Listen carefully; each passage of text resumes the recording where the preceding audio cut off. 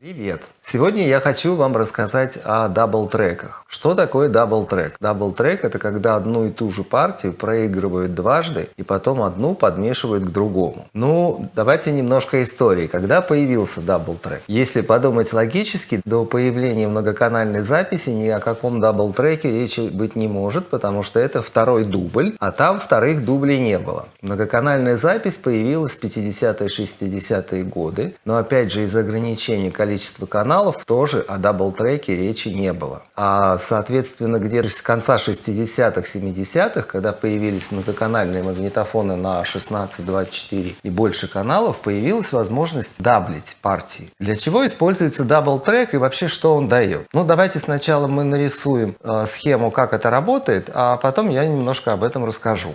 Классический дабл-трек делается таким образом. У вас есть лид-вокал, и он у вас размещается в 9 случаях из 10 всегда в центре. Дабл-трек – это партия, пропетая дважды, абсолютно идентичная первой, с максимальным совпадением, причем пока не было возможности цифровой редакции, то есть человек пел там по 10 дублей, пока он сам в себя идеально точно не попадет. То есть голос не должен двоить, не должны расходиться согласные, не должна расходиться интонация, небольшой тюн возможен, и, собственно, для этого это и делается, но партия должна быть идеально точной. Итак, смотрите. Значит, во вторую дорожку, которая называется дабл, это точная копия спетая той же партии, подмешивается к основной, но прячется как бы сзади основного лид-вокала. Как правило, она на минус 5-7 дБ тише основного. Плюс на ней, как правило, используется кат-фильтр по низу, кат-фильтр или шелф по верху. Для чего это делается и что дает, собственно, дабл-трек? Ну, во-первых, дабл-трек использовался для того, чтобы уплотнить вокал, потому что вокал становится реально намного плотнее и намного ярче. Дабл всегда прячется сзади лид-вокала, так что вы его не слышите фактически. Но тем не менее вот эта расстройка и удвоение голоса дает ему очень хорошую плотность, хорошую полетность. Чаще всего она использовалась на таких мощных припевах. Ну там кроме бэк-вокала обязательно присутствует дабл. Больше 2-3 дорожек дабла никакого смысла делать нет, потому что дальше это уже получается просто хор. В песне Пугачевой «Позови меня с собой» там была такая история. Она приехала, ну, насколько я знаю, могу немножко ошибаться. Она приехала в Тверь на студию и отписала 8 дублей. И уехала. И ребята такие сели, говорят, блин, а какой дубль-то выбирать? Она же не сказала, какой дубль выбирать. А давай все 8 оставим. Вот. И в этой песне реально звучит где-то там около 8 дабл-треков Аллы Пугачевой по вокалу. И это звучит плотно, это звучит как бы хорошо, но при 8 это уже превращается скорее в хор. Другая сторона дабл-трека. Как только вы включили дабл-трек, значит нюансы, мелизмы, слюнка, хрипотца, лид-вокала, они маскируются даблом, они исчезают, этого нет. И это приводит к обезличиванию лид-вокала, и он становится как бы никаким, он становится хоровым. И, да, наверное, до нулевых и даже до 10-12 года практически все даблилось. Вообще записи того времени, они характеризуются тем, что, допустим, у вас дабл-трек на гитарах, дабл-трек на вокале, дабл-трек на бэк-вокале. Но, наверное, Queen первопроходцы в этом роде, потому что у них все с даблами, все очень широко и очень плотно все звучит. Но при этом сам Mercury практически нигде не даблится, и он остается как бы, если я не соврал, наверное, тоже даблится. Вот. И получалось, что такие записи, они звучат очень холодно, вылизанно и вычурно, потому что этот же дабл-трек, он убивает личность исполнителя, личность музыканта, личность гитариста, личность бэк-вокалиста, лид-вокалиста. И вот это дабление, эти дабл-треки на все и сразу, особенно когда появилась возможность неограниченного количества дорожек использовать на трекинге, привели к вот этой ситуации. И тогда звукорежиссеры стали понимать, ну то есть на самом деле всем надоел уже этот вылизанный саунд 90-х и нулевых и 10-х годов, когда все в дабле, и все красиво, и все шикарно, но при этом нет характера, нет личности человека. Все, что сделано даблом, оно обезличивает. А обратная сторона этого – Это очень просто, да? Можно сесть, потратить 2 часа и один раз хорошо сыграть партию. Но это долго, муторно, это много дублей, ты будешь вылизывать и так далее, да? А можно сделать просто. За полчаса записать как-то кривовато партию гитары, допустим, акустики, записать к ней дабл, и тогда все неточности, что были у первой партии, они скроются. То есть они все обезличатся, будет незаметно. Но при этом опять личность исполнителя исчезает. С этим связано то, что, наверное, с 10-х годов дабл-трек потерял свою актуальность. И большинство записей уже современных, в них не используется дабл-трек. Для того, чтобы спрятать дабл-трек, есть 2 пути. Первый – нужно сыграть очень точно или спеть очень точно партию, которая называется лид-вокал. Второй путь – можно немножко это все замаскировать. Конечно, сейчас мы можем нарезать любую партию как угодно, да?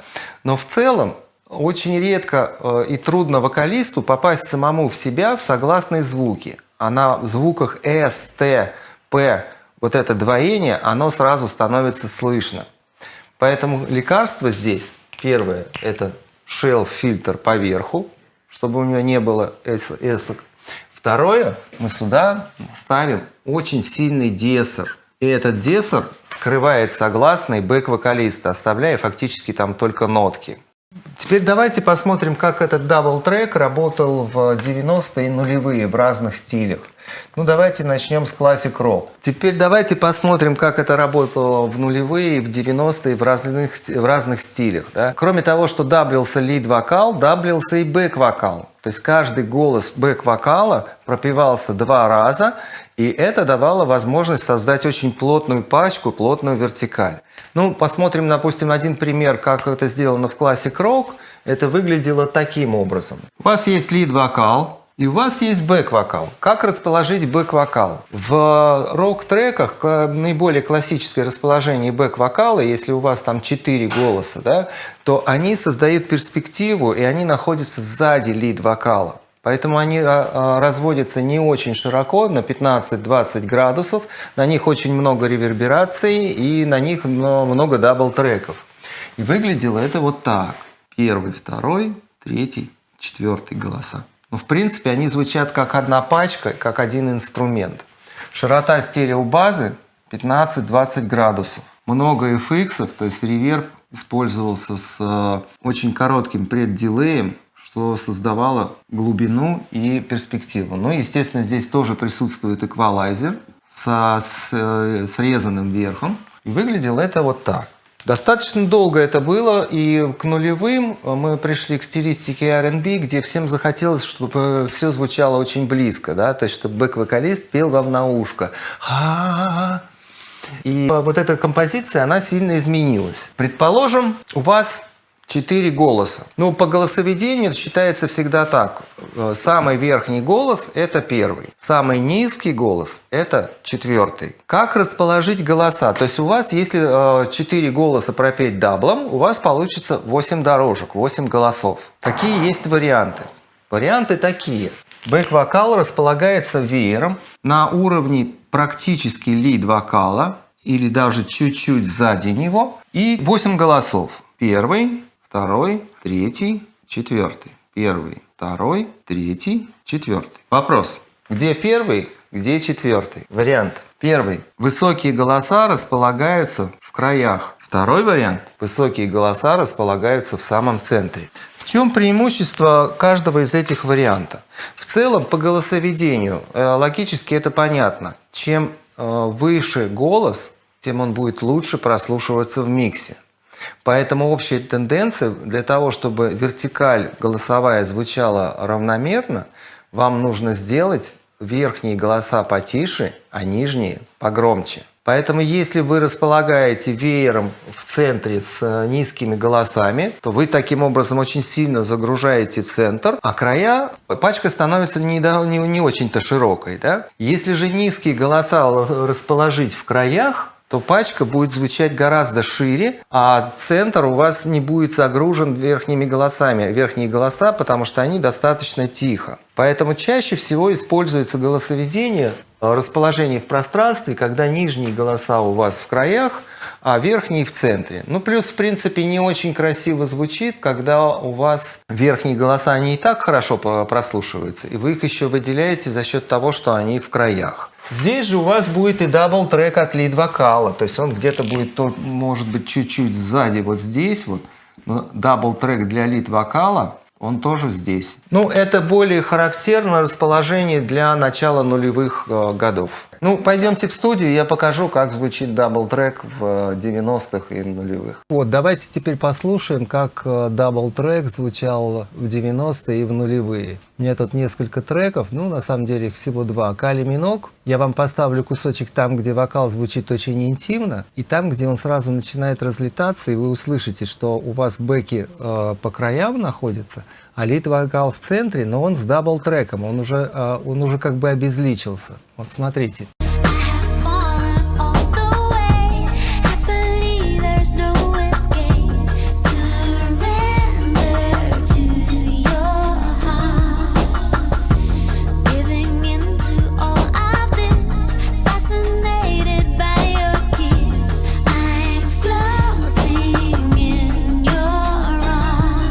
В плете он звучит очень интимно, а даблы звучат широко. А теперь посмотрите во второй части, по-моему, это припев.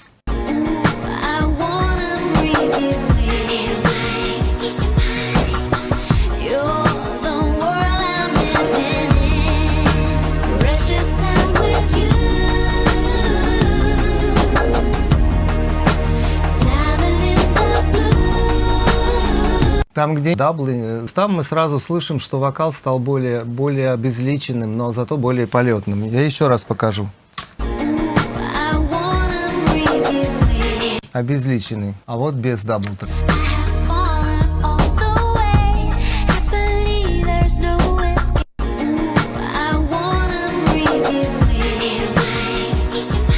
Ну, то есть, по сути, мы не слышим как такового дабл-трека, но зато мы очень хорошо слышим, что характер вокалиста сильно изменился. И давайте еще Бритни Спирс послушаем.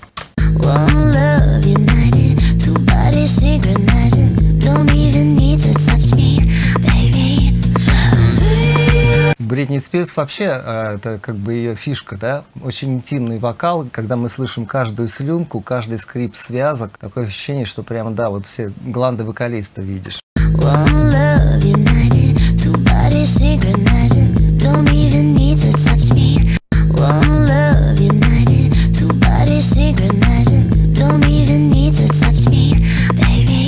И теперь с даблом.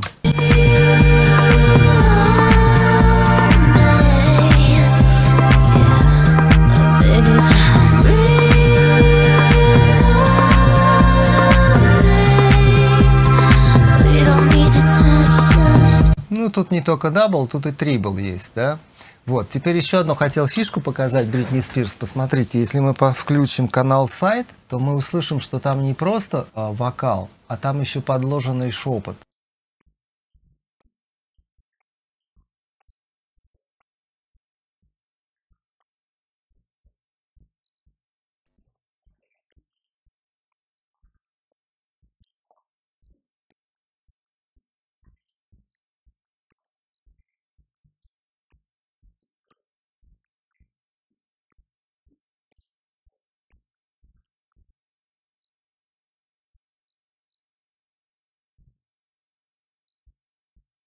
А здесь мы еще слышим октаву к этому шепоту. И тут, конечно, не просто дабл, а тут фактически трибл. Еще раз припев.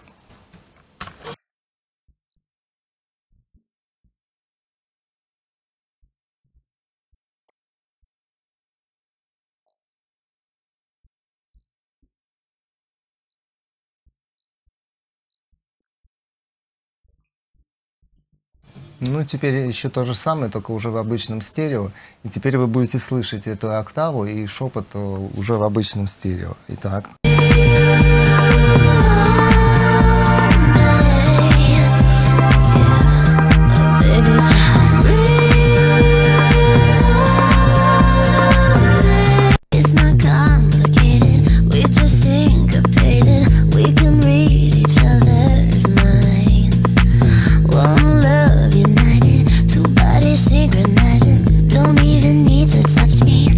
бэк-вокал, да? Ну, бэк-вокал у Бритни здесь там фактически октава, есть по сторонам разведенный. Мы с вами посмотрели, как дабл-трек спасал в нулевые и в 90-е. Теперь нам нужно понять, что изменилось к 2020 году, к 2021 и почему сейчас он не используется. Потому что он реально обезличивает, и я думаю, что вы это услышали. Если хотите, вернитесь, еще раз послушайте.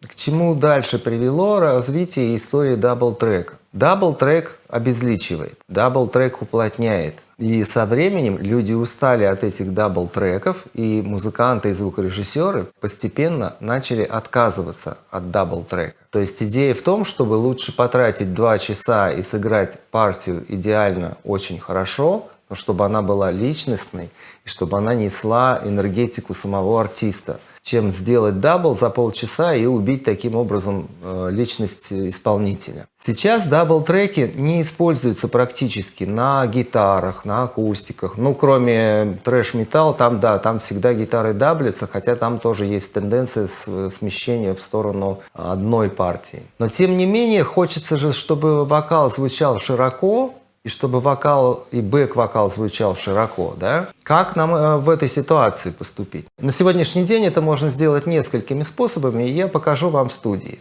Но в целом тенденция такая: если у вас лид-вокал, если вы хотите сделать полетный и плотный лид-вокал в припеве, в куплете этого не будет, а в припеве будет, то на лид-вокал вы поставите дабл, который будет звучать на 3-5 дБ дальше от основного, то есть тише, да. Но если вы хотите, чтобы просто сменился план и лид-вокал стал звучать широко, то делается это таким образом. Раньше делали так: сюда, допустим, одну дорожку, а сюда вторую дорожку. И на это надо потратить достаточно много времени, нужно потратить много сил, но нужно потом оттюнить, расставить согласные так, чтобы они абсолютно идеально совпадали. А можно сделать так. Вот здесь у вас будет одна дорожка, допустим, это будет лид, да? То есть этот лид вы относите налево, а направо вы делаете копию лида. И первый вариант – эффект Хасса. Сместить их чуть-чуть по времени. Но, как правило, это приводит к тому, что тот канал, который звучит раньше, он на вокал автоматически съезжает в ту сторону, в которой вокал звучит раньше. Второй вариант. Вы можете сделать питч, допустим, небольшой питч на несколько центов, расстроить этот же вокал, и он у вас раздвоится и будет звучать широко и достаточно красиво. Вот это современная тенденция. То есть мы не пишем дабл-треки. Мы делаем копии и делаем это разными способами, с помощью питча, с помощью тюна или еще чего-то, для того, чтобы сделать вокал широким. И ощущение, что он становится широким. Это очень частый прием на сегодняшний день. Мы сейчас посмотрим это в студии, я покажу на разных треках. Когда у вас куплет, допустим, звучит строго в центре, потом у вас появляется бридж или прихорус, и он хоп, разъезжается широко, а в припеве у вас опять он сужается, но появляется пачка, терции, октавы, и все это тоже также сделано с расстройкой на левый и правый канал.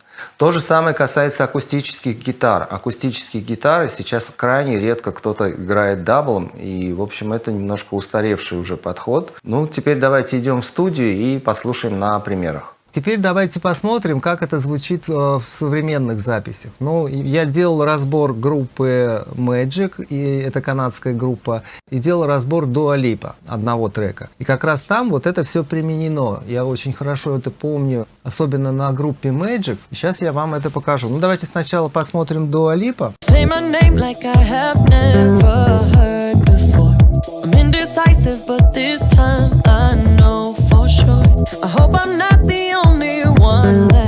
Мы разбирали, кажется, что никаких эффектов нет, и голос звучит прямо вот у вас в нос, in your face.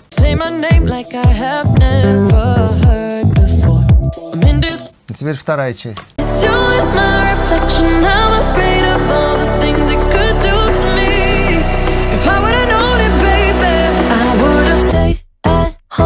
Опять, да, смена пространства. То есть у вас было много эффектов, дабл-трек появился, и потом она опять приезжает к нам вот сюда, и все это звучит веером и очень широко. Еще раз.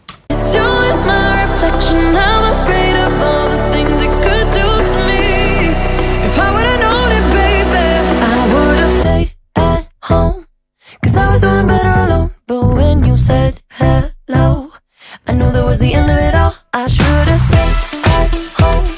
'Cause now there ain't no letting you go.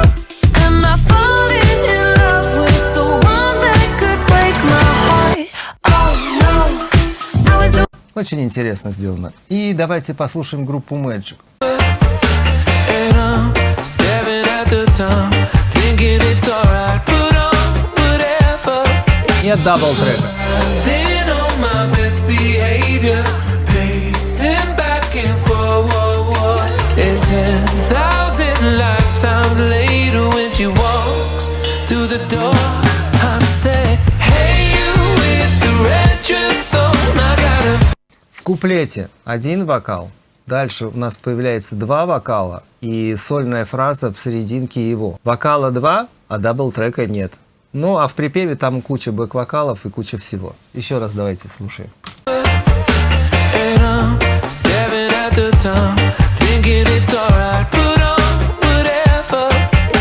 But I've been on my best behavior, pacing back and forward. And 10,000 lifetimes later, when she walks through the door, I say, hey, you with the red dress on, I gotta find a way to take it off. I got a lot of love and it's growing strong when I see you with your red dress on.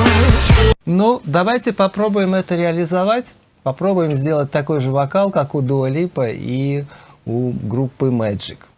Вот у меня есть вот такой мультитрек. Мы мультитреком не будем сейчас заниматься, я вам просто покажу фрагмент. Здесь у нас есть лид-вокал, 3 голоса, спетых даблом в припеве, и они разведены. Сейчас я вам покажу, как они разведены. Да? Посмотрите, значит, B1 – это первый, это самый высокий голос. Левый канал – это первая дорожка, правый канал – это дабл-трек. Я их соединил практически вместе и поставил вот так строго в центре. Второй голос чуть пониже, он у нас панорамирован, но далеко не на 100%, то есть, ну, условно говоря, на 30 градусов. И третий голос, самый низкий, он у нас разведен по краям, что, наверное, тоже не очень хорошо. Мы его чуть-чуть все-таки сведем, чтобы все-таки был какой-то общий фундамент. Теперь послушаем куплет. Я вам включу без дабла и потом включу с даблом. angel in the night is coming in my world, takes me to the sky and telling secret word. Sun through the clouds is shining and smiling just for me. Another day is coming, I'm happy to be free.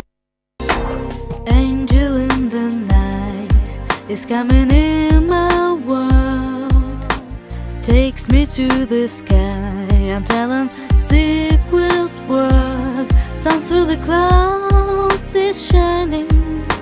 Ну, удобная штука, да? Ну, во-первых, это на самом деле это не дабл-трек, это просто дубль, да, еще один дубль девушка спела, и я сейчас вам его включил в качестве дабл-трека. То есть, если бы его делать дабл-треком, мы должны были бы его почистить, подвигать, поработать с артикуляцией, поставить дессер на вторую дорожку. Но у нас появляется сразу детюн, и вся лажа, все, что спето не точно, оно уже скрывается, оно уже не так заметно становится. А как только мы отключаем дабл, у нас вокал становится очень близким и очень личным. И мы понимаем характер человека, да, так как это сделано у Бритни Спирс и у других. И теперь давайте послушаем припев. Припев с бэками и без дабла. I'm happy to be free. Love in my hands will never end. My heart is going fast. Love is a flame, I'll never stay the same.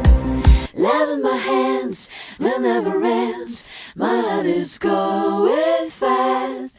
Love is a flame, I'll never stay the same. Ну вот, бэк-вокал звучит веером, верхние голоса в центре, нижние в краях. Из-за этого пачка становится очень плотной, широкой, и она очень хорошо поддерживает вокал, лид-вокал. Вообще есть два подхода к бэк-вокалу, да? Но так как это делается в мальчуковых и девчуковых коллективах, делалось в нулевые, когда каждый из них в куплете солист, а в припеве они все становятся ансамблем, как одна группа. И тогда солист как бы начинает тонуть в бэк-вокале. Но в целом, конечно, дабл-трек второй, он уплотняет лид-вокал, скрывает его недостатки и, естественно, обезличивает его. То есть теряется индивидуальность исполнителя. Вот. А теперь мы давайте попробуем сделать так, как это сделано у Dua Lipa и так, как это сделано у группы Magic. Если я возьму дорожку и просто ее скопирую, по сути, у нас ничего не изменится. У нас как был лид-вокал, так он лид-вокалом и останется, потому что у нас просто удвоится громкость. То есть это нам ничего не даст. Даже если мы их разведем полярно на 180 градусов по наушникам, на left-right, жестко. Angel in the night is coming in my world. Не изменилось. Первый вариант. Мы можем сделать небольшой питч. Ну, я не знаю, в какой программе вы работаете, но в Cubase Transpose можно сделать прямо вот здесь. Вот и есть кнопочка Fine Tune. Angel in the night is coming in my world. Takes me to the sky, I'm telling secret word. Sun through the clouds is shining and smiling just for me. Another day is coming. Чем сильнее будет тюн, расстройка, fine tune, да, тем шире будет казаться вокал. Angel in the night is coming in my world. Takes me to the sky, I'm telling secret word. Сейчас он один. Sun through the clouds is shining and smiling just for me. Another day is coming. I'm happy to be free. Ну и все, и дабл-трек уже не нужен. При этом вокал не так обезличивается, как если бы мы делали это с помощью прописывания, физического прописывания второй дорожки, да? Плюс у нас была бы проблема с артикуляцией, с попаданием, с интонацией. Здесь таких проблем нет. И это, конечно, звучит более современно и более интересно. Ну, второй способ я покажу. Они, конечно, первого вполне достаточно, да? Но второй способ. Мы можем, допустим, по-разному оттюнить вокал в каждой дорожке. То есть всегда вокал перед сведением, он всегда тюнится, да? Поэтому если я сделаю дорожку и сделаю какой-то fine tune на эту дорожку, Angel in the night. ну, попробуем просто хотя бы ее подтюнить, первую.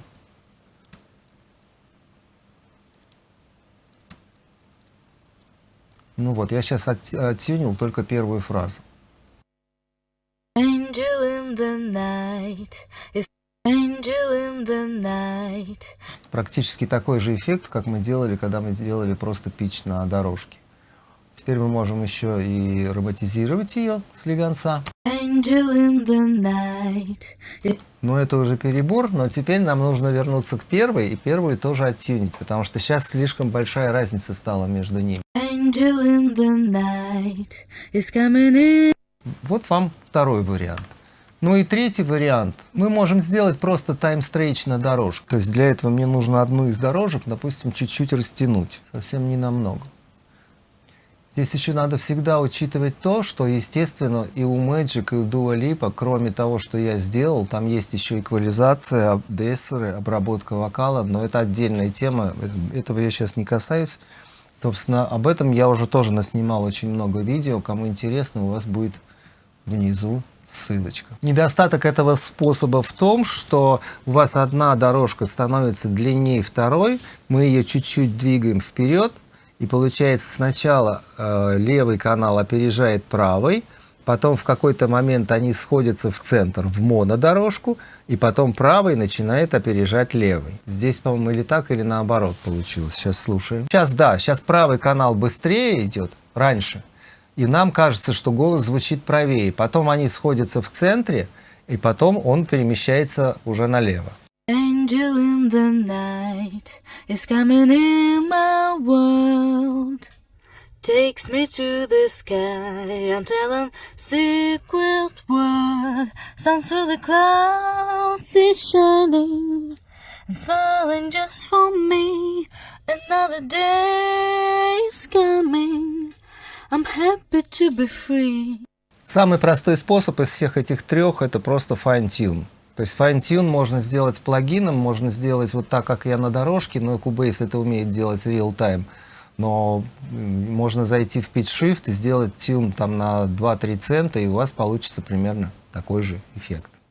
Я вообще ни одного слова не сказал о моносовместимости. А на самом деле, да, эта проблема есть. Потому что, когда вы делаете цифровую копию второй дорожки, у вас может возникнуть гребенчатый фильтр, и, соответственно, вы получите себе очень гнусавый и мерзкий звук в моно. Классический дабл-трек — это две дорожки, одна из которых записана вокалистом второй раз, и она звучит тише, и она звучит точно сзади лид-вокала. Выглядит это вот так. И эта дорожка, она тише на 5-7 дБ относительно лид-вокала. И в этом случае никаких проблем с моносовместимостью быть не может, потому что, по сути, он у вас уже моно. Они оба находятся в центре, один за другим. Это дорожка вторая, которая она спета. И так же, как она звучит в стерео, точно так же она звучит в моно. Да, ну вот у меня две дорожки в сессии. Одна из них называется лид, вторая называется lead-verse. Lead-verse — это я использую ее как дабл-трек. В этом мультитреке у меня не спеты дабл-треки. Это просто версия припева, которую девушка спела, и я ее там типа положила. А сейчас я вам ее покажу как классический дабл. Значит, смотрите. Первая дорожка у нас стоит по громкости на плюс 6 дБ. Вторая дорожка стоит по громкости на минус 5 дБ. Да? То есть между ними разница 11 дБ. Это очень много. Я это сделал специально, поскольку это не дабл-трек, а достаточно кривая версия второго вокала, я ее сделал сильно тише. В принципе, в миксе вы ее как таковую слышать не будете. В соло будет слышно. Смотрите. Will never end. My heart is going fast. Love is a flame. I'll never stay the same. Видите, он начинает чуть-чуть двоить, и это обезличивает вокал. Will never end. My heart is going fast. Love is a flame. I'll never stay. Вот, за то, что он обезличивает, я очень не люблю дабл-трек как таковой. Но все равно приходится часто использовать. В этой ситуации, как я вам на доске рисовал, лид-вокал у нас впереди, он первый, а сзади него на той же позиции дабл-трек. И он типа спрятанный, вы его как будто и не слышите, но он есть. В этой ситуации о моносовместимости беспокоиться не о чем, потому что, в принципе, лид-вокал он и так моно, потому что они оба в одной позиции в центре, друг за другом. Проблемы с моносовместимостью нет, и, собственно, ее и быть не может, потому что они и так моно. Тем не менее, давайте послушаем вот наш пример с дабл-треком. Я вам сейчас его поставил в соло, а мы его поставим в миксе. В миксе вы второй голос практически вообще не услышите, его не будет слышно, но при этом он будет уплотнять основной вокал. Will never end. My heart is going fast. Love is a flame. I'll never stay the same. Вот если я поставлю разницу не 11 дБ, а, допустим, 6, то он уже будет слышен и в миксе, и будет ощущаться достаточно четко. Вот сейчас этот в 0 у нас стоит, а этот на плюс 6.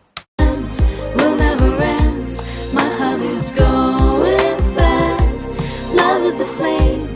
I'll never stay the same. Love in my hands will never end. My heart is going. Ну вот еще разочек с даблом. Will never end. My heart is going fast. Love is a flame. I'll never stay the same. И без дабла.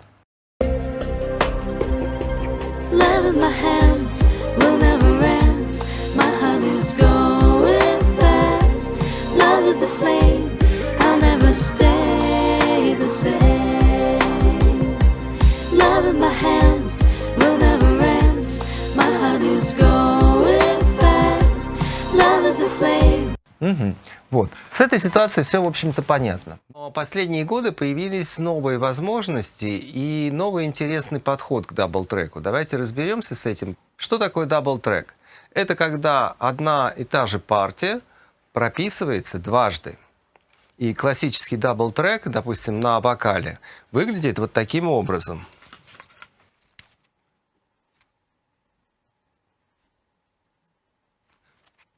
Лид-вокал у вас находится в центре, и он, собственно, является основным. Но есть еще вторая дорожка, когда вокалист прописывает одну и ту же партию дважды, и эта вторая дорожка прописывается для чего? Для того, чтобы уплотнить основной вокал, чтобы он был более полетным, чтобы он был более пробивным и более уплотненным. Да? И вторая дорожка абсолютно нужно спеть абсолютно так же, как вы спели первую дорожку, или потом нарезать руками и оттюнить. Да? Тюнить не надо наглухо совершенно, да, то есть небольшая расстройка как раз все-таки должна быть на дабл-треке. И вторая дорожка, она прячется за первой. То есть первая дорожка у вас лицо, это спрятано вот здесь. Как таковой дабл-трек люди не слышат обычно. Ну, у кого тренированное ухо, он сразу слышит, когда есть эффект дабл-трека. Вот. Но нетренированное ухо, оно не слышит второй дорожки. Оно воспринимает это как одно целое и как просто красивый, плотный вокал. Вторая дорожка, как правило, на 5-7 дБ тише. То есть на 5-7 дБ тише. Она маскируется, она прячется за основным вокалом. На ней может быть даже сильно обрезанный верх, чтобы эски не слышно было, если они не совпадают. И сильно обрезанный низ, но она прячется вот здесь. Второй подход к дабл-треку появился немножко позже, и выглядит он так.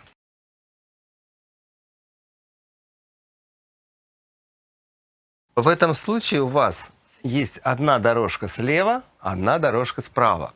Но если здесь основная дорожка главная, это подчиненная второстепенная, то здесь обе дорожки равноценные. Они разведены на left-right, не очень широко, иначе у вас будет очень плохая моносовместимость. Да? То есть не надо разводить это на 90 градусов left-right.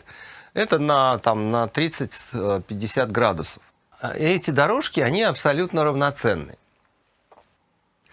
В чем проблема? Также пишутся и другие инструменты, такие как гитары, духовые или какие-то еще инструменты. Но принцип остается тот же. Да? В чем достоинство и недостатка вот этих двух вариантов дабл-трека? Во-первых, достоинство в том, что они уплотняют голос. Эти делают его очень широким. В чем недостатки дабл-трека? И почему в последнее время дабл-трек очень редко используется? Дело в том, что как только вы включаете две дорожки, если у вас две дорожки, да, то человек не может скрипеть, дышать, звучание связок, какие-то оттенки, хрипотца. Вот это все в дабл-треке начинает теряться. Это просто пропадает, исчезает. То есть человек, артист обезличивается. Так же, как и с гитарой. Да? Можно сесть, потратить 3 часа и записать хорошо, красиво и очень точно гитарную партию. Несколько дублей, переписывая. А можно просто взять за 15 минут и записать 2 дорожки. Обе кривые, но когда вы их сложите, то вся эта кривизна, она спрячется. Так же, как и интонационная грязь в случае первом и в первом, и во втором случае, она уже становится не критичной и не такой важной, незаметной. То есть вы скрываете недостатки. Отлично, мы скрываем недостатки, это мы делаем с 90-х годов, но мы тем самым убиваем личность артиста. Он становится обезличенным, он становится как вам сказать, да? Значит, смотрите, расскажу вам такую историю. Лет 20 назад Алла Борисовна Пугачева приехала на студию в Тверь и записала песню. Она записала 8 дублей разных, села в машину и уехала в Москву.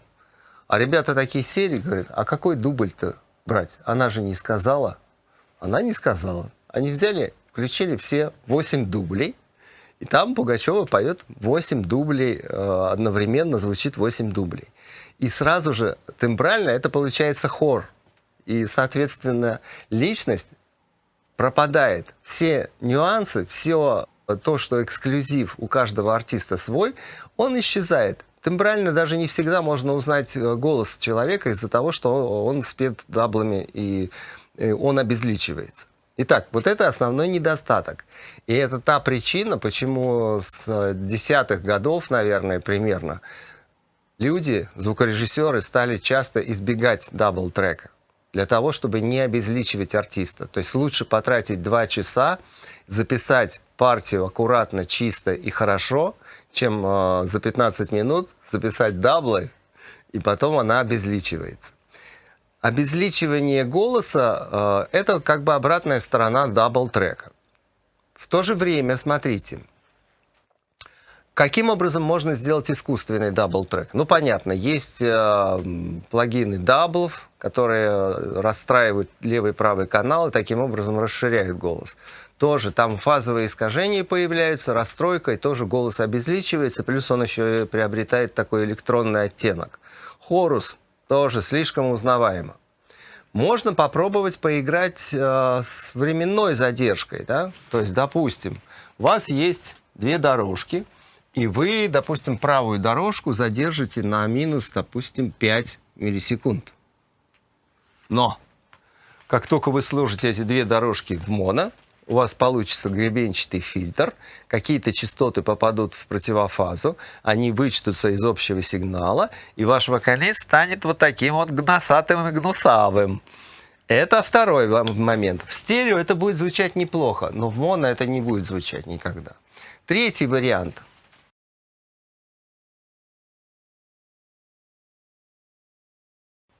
Мы оставляем лид-вокал в центре, так как он и звучит. Но мы делаем короткий дилей на левый и правый канал. Допустим, на левый канал 15 миллисекунд, а на правый канал 20 миллисекунд. Если мы уберем лид, то за счет того, что правый канал опаздывает относительно левого, нам будет казаться, что источник звука сместился левее. Это так называемый эффект Хасса, да? Но поскольку у нас лид остается в центре, то вот это смещение, оно уже не ощущается, потому что лид-вокал дает нам четкий центр. У нас есть центр и есть небольшой разброс по краям. В моно такой эффект тоже будет двоить, поэтому много вот этого дилея вы не сможете сделать, потому что получится там блям-блям-блям, и тоже могут быть и фазовые искажения, потому что, ну нет, задержка, если больше 15 миллисекунд, то уже фазовых искажений не будет, но двоить будет. Очень хороший эффект получается, если еще перевернуть фазу на одном из сигналов. То есть вы поставите лид 1 и лид 1. Одну и ту же дорожку, но перевернете фазу. И у вас сразу вокал или источник, или вокал, или инструмент у вас уйдет вот сюда, за уши. Он выйдет за пределы стереополя. В стерео звучит изумительно, красиво. Но при этом у вас левый канал идет со знаком плюс, а правый канал идет со знаком минус. И когда вы сложите это в моно, они взаимно вычтутся, потому что это абсолютно одинаковые сигналы. Да? Они вычтутся, и у вас в моно будет 0. То есть будет просто тишина. Не годится этот вариант. С развитием цифровых технологий появилась возможность, вот мы переворачиваем фазу, допустим, на одном из сигналов, мы переворачиваем весь сигнал. А с развитием цифровых технологий появилась возможность перевернуть фазу, сдвинуть фазу на каких-то определенных частотах. То, что, в принципе, невозможно сделать в аналоге, а в цифре это возможно сделать. Да? И, соответственно, у вас будут задержки на каких-то определенных частотах, соответственно, какие-то частоты у вас будут в противофазе, а какие-то останутся синфазными. И ваша задача, если вы сможете подобрать так, чтобы тембр инструмента или тембр вокалиста не сильно менялся в сложении в моно, то тогда вы выиграли. Тогда вы получаете очень широкий сигнал и при этом хорошую моносовместимость. Вот такой эффект появился, например, группа Magic, трек Red Dress. Я делал как-то его разбор, и там использовался этот эффект. Такой же эффект я встречал у Дуа Липа и у многих современных музыкантов. Вот такой прием без дабла, а дублирование дорожек, это очень часто используют рэперы и Леди Гага, то есть и в попсе он очень часто используется. У вас может быть куплет в моно в центре с даблом, вот в таком пути, да? А потом в припеве у вас две дорожки, две абсолютно одинаковых дорожки, спетых вокалистом на припеве. И припев у вас раздвигается и становится широким. Куплет узкий, припев широкий. Может быть, в какой-то части отдельной, может быть, это на ответах. В общем, где применять такой эффект, это уже решать вам. На самом деле, очень художественный вопрос. Проблема в том, что вам нужно обязательно соблюсти моносовместимость, потому что огромное количество людей слушает музыку на мультимедиа, на одной колонке, на Bluetooth колонке с одним динамиком. И там сигнал у вас моно. И если у вас будет плохая моносовместимость, то вы получите кривой звук на монодорожке. То есть никто моно не отменял, и я думаю, никогда его не отменят. Итак, берем плагин, который крутит фазу на определенных частотах, ставим его на обе дорожки. Это абсолютные копии, да? И дальше подбираем фазовые сдвиги на таких частотах, которые дают нам хорошую моносовместимость. При этом в стерео они будут звучать очень широко, такой дабл-трек. И он не обезличивается, потому что это одна и та же дорожка. Вот этот прием последние годы стали очень часто использовать и в попсе, и в роке, и в танцевальной музыке, и в клубной музыке. Сейчас он очень часто встречается. Применять его можно на гитарах, на любом инструменте, с той лишь оговоркой, что обязательно проверяйте, как вот эта фильтрация и фазовые сдвиги влияют на моносовместимость. То есть мы просто дорожки ставим в моно, и после этого крутим фазу до тех пор, пока мы не услышим нормальный человеческий голос или нормальный тембр гитары или какого-то другого инструмента. Идем в студию, я вам покажу, как это работает. Ну вот, давайте сначала послушаем, как звучит вот этот электронный дабл-трек за счет вращения фазы. Вот в этом мультитреке есть такой эффект на вокале. Звучит это вот так.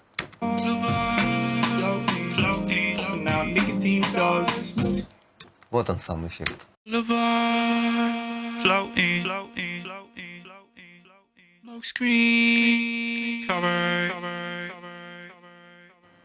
Очень широко, очень объемно он звучит, да? При этом, в общем-то, по моносовместимости особых проблем нет. Сейчас я вам покажу. Конечно, там какие-то фазовые искажения проявляются, и какие-то частоты, естественно, попадают в противофазу. Я вот взял стереоимиджер и поставил его в моно. Вот теперь смотрите, вот это в стерео.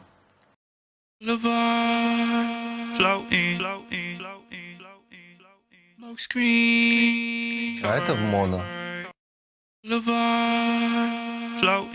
Чуть-чуть меняется тембрально вокал, но в принципе не криминально, да, то есть не так, если бы просто сдвинули там на 3-4 миллисекунды, было бы тоже широко. Но в моно это был бы вот такой гнусавый звук.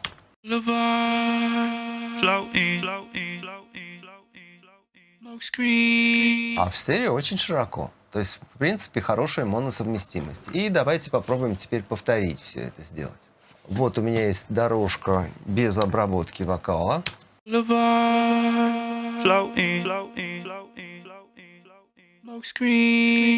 Я воспользуюсь плагином Enphase.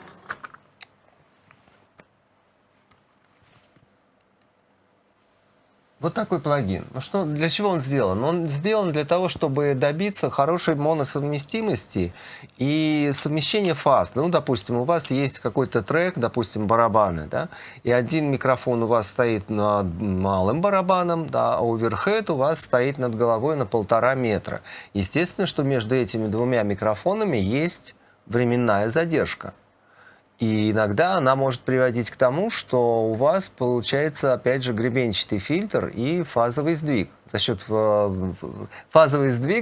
временной задержки. Вот чтобы это компенсировать, можно взять вот этот плагин, и он показывает фазу одного и второго сигнала и позволяет его, собственно, подвигнуть, можно вперед, назад, и показывает совмещение вот здесь. Но мы сейчас этим заниматься не будем, а мы сейчас сделаем его для того, чтобы сдвинуть фазу в каких-то отдельных областях. Я поставил плагин InPhase, собрал группу, создал группу, да, потому что здесь у нас монодорожка, а здесь у нас уже стерео, да, и, соответственно, у нас есть левый и правый канал отдельно, который мы можем обрабатывать с помощью вот этого плагина.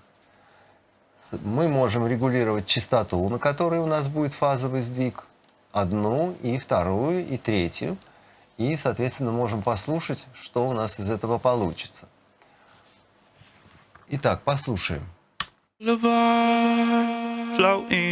Фазовые сдвиги есть, но они абсолютно одинаковые для левого и правого канала. Поэтому их нужно разнести, и тогда у вас появится широкое стерео. Ну, предположим, вот так.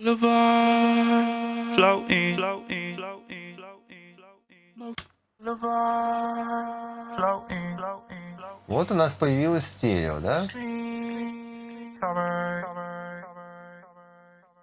Теперь давайте посмотрим, что у нас будет в моно.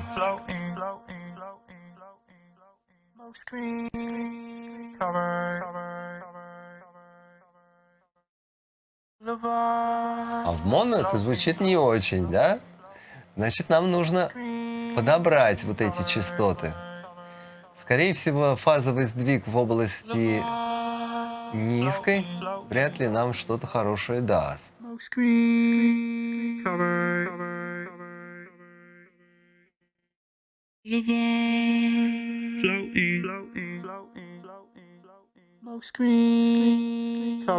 Вот, уже неплохо.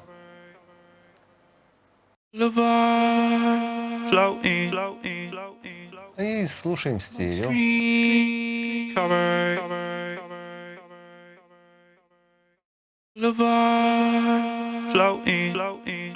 Ну, хотелось бы пошире, да? Давайте поищем, что еще мы можем сделать.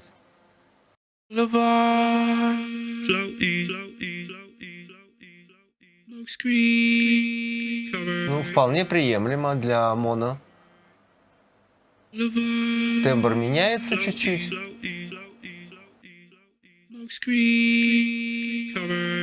Вот что у нас получилось в стерео.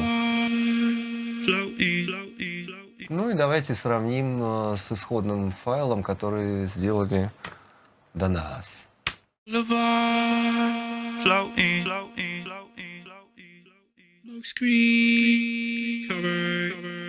Ну, у них даже немножко пошире, но здесь еще надо сделать поправку на то, что у них очень громко это все.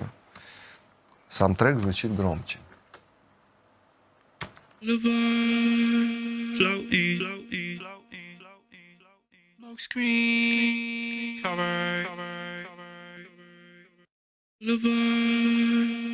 Вот, поиграв с фазой, посмотрев моносовместимость, можно всегда подобрать, найти вот эти два горба, или можно обойтись каким-нибудь одним, например. Можно вот так сделать.